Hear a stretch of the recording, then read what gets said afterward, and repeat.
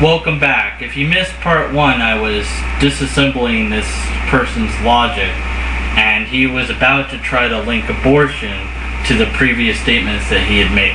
And he defines abortion. I'm not sure where he's pulling the definition of abortion from. He says that it's I'm not going to go over the entire definition that he gives, but he says it results in the fetus's death. And miscarriages are defined as spontaneous abortions occurring prior to the pregnancy, which I don't think miscarriages are defined as that, but then he says miscarriages are abortions by definition. Okay, now, I don't know, I don't have a dictionary in front of me, and I'm not going to go and look up these words. Why? Because it's not important. Every word in the English language and in any language you want is defined by a group consensus. This is what this word means. But many times, other dictionaries will have a slightly different interpretation of that word, because there are many ways to look at that word. A miscarriage, by medical terms, might be considered an abortion, but that's not the abortion we're talking about. We're talking about the person, somebody external, has to cause this to happen. A miscarriage is not medically induced. It's accidental due to environment or the body's responses were off or what have you. Something went wrong in order for that miscarriage to take place. They're unfortunate, they're sad, but they happen. That's not the same as a deliberate use by a person to go in and say, we are going to cause this to happen.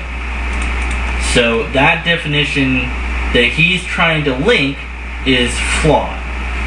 So then he goes on. So then, since God, who we already said we can't understand, is when people, it decides when people leave this world, which is interesting that he's putting it that way, then God's responsible for miscarriages. And by definition of this guy, God's responsible for every single death in the entire world, whether it's by my hand, whether it's by accident, whether it's by whatever. God's responsible for every single thing that's happened. In other words, it's God's fault that somebody died. This takes away from the idea that we have free will on this planet. This takes away from the idea that I can choose to go left or to go right. I can choose to run a red light or to stop at the red light. My choice has a consequence. I might kill somebody or be killed myself if I don't make the correct decision. And accidents are part of that. Some would argue that accidents aren't choice, but, well, that again. What I'm trying to get to is the argument here is simply, let's link this to this, and let's link that to that. But the problem is, the first opening statement was, we cannot define God. And I think that's a fair statement. We cannot define God. But then they go on to define God. That doesn't make a lot of logical sense. They're trying to use logic to say, well, since we don't know who he is, then whatever. Well, not whatever. You see, you're putting new definitions in place of the old ones. Let's look at it this way. Does God want people to live? Yes. If he didn't want us to live, we wouldn't exist in the first place. We would either be born as spiritual entities or we just wouldn't exist. So, what about miscarriages? Why do those happen? Good question. You could say, well, it's sin. Sin causes a great many of terrible things in this world to happen. Does sin cause miscarriages? I don't know. Miscarriages are just something that happens. It's sad. But that's not God's fault. That's not the person's fault. It's just life. It's how life works. If we're to assume that God wants everything to work just perfectly, then we're to assume again that we understand God's full plan for this earth and for this universe, and we do not. I don't. I have a faith that guides me along what I believe that He wants for us and this universe, but this person is taking faith out of the equation and trying to use logic to deduct a result that they desire.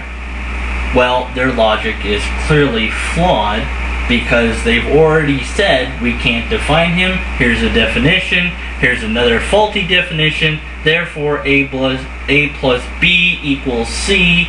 1 plus 1 equals a million. Why not? Now, I have to kind of wonder, the other last point that I do want to make before I close is why they used a non-capital G instead of a capital G. I think they did that to be a little bit less offensive. And you know what? I agree with them. A lowercase g God may not care about abortion or whether people live or die. But the actual real God, that it would be a capital G, that is the God of our universe, would care. And when we exert our choice to kill somebody else, by the way, a baby is innocent, a child is innocent until they know right from wrong. They're innocent. So if we exert the right that we have to make a choice, because we have the ability of free choice to say, I want to end this person's life before they're born, that is murder. I don't care if you don't agree with that. It's simple and it's true. Now, you may have a good reason for wanting to do this, maybe, but I think, again, we need to look at what caused that pregnancy.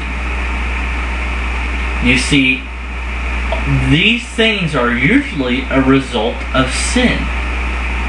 People have abortions, which is a sin, because they had a kid that they didn't want. Well, where did that kid come from? They had to have had intercourse. They had to have had sex. Well, unless they're married, that's a sin. If they're not having sex within marriage, that's a sin. What I'm getting at is we skip over the problem. The problem is somebody already committed a sin, and now they want to compound that sin with another sin. One sin leads to another. And you said it's not a pro-life video or an anti-religion video, but it is. And you're just trying to pass it off as if it's not, asking us to think about it. Well, I did think about it. And after your poor definitions and all these statistics that you give us, you say, think about it. You're saying, okay, so is he pro-life? Come on, really, is he? Come on. Well, is he pro-death? No. But you're assigning that he is pro-death because he allows death to happen. Well, okay, so if no death happened at all in the world, man, that would be almost worse, wouldn't it? Death is a sad event, but it's even sadder when a person causes it.